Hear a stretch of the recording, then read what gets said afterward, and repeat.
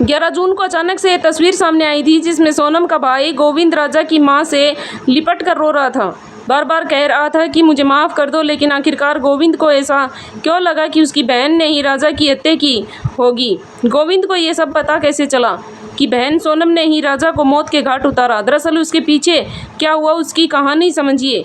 पहले गोविंद का ये बयान सुनिए जिसमें वो कह रहे हैं कि उनकी बहन ने अपने मुंह से कबूल नहीं किया कि उसने राजा की हत्या की, लेकिन हाँ उसने उसे परिवार से निकलवा दिया और वो दोषी माना है। सोनम ने सोनम ने अपने आप को दोषी नहीं माना है। बातचीत कुछ भी नहीं हुई है, उनसे दोषी नहीं माना है उनने अपने आप को। क्या बोले? नहीं तो आप परिवार आप लड़ेंगे क्या? बेदखल उनको बेदखल कर दिया हमने, कर दिया।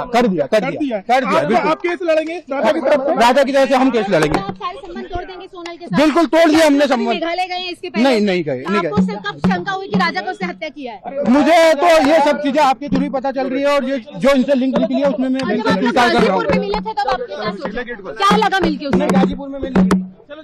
सोनम रघुवंशी और राज कुशवाहा के रिश्ते के बारे में नए खुलासे हो रहे हैं। इस बीच सोनम के भाई गोविंद ने ऑफिस का सीसीटीवी चेक किया। सीसीटीवी में दोनों की बातें सुनी, लेकिन उन्हें शक नहीं हुआ।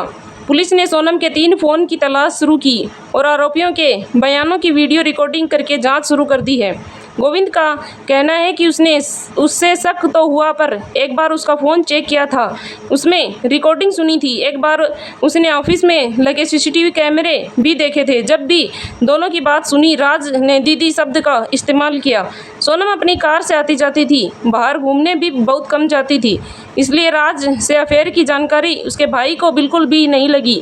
लेकिन ऐसा क्या हुआ कि गोविंद को लगा कि सोनम ही कातिल है। दरअसल जब गोविंद सोनम से मिलने गया, उस दौरान की कुछ ऐसा हुआ जिससे गोविंद के शक की सुई सोनम पर टिका दी।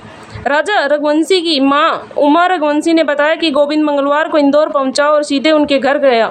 उन्होंने कहा, हमें गोविंद को माफ़ कर दिया क्योंकि उसे साजिश की कोई जानकारी नहीं थी। अब हम सभी मिलकर सोनम को अन्याय हत्यारों को सज़ा दिलवाएंगे।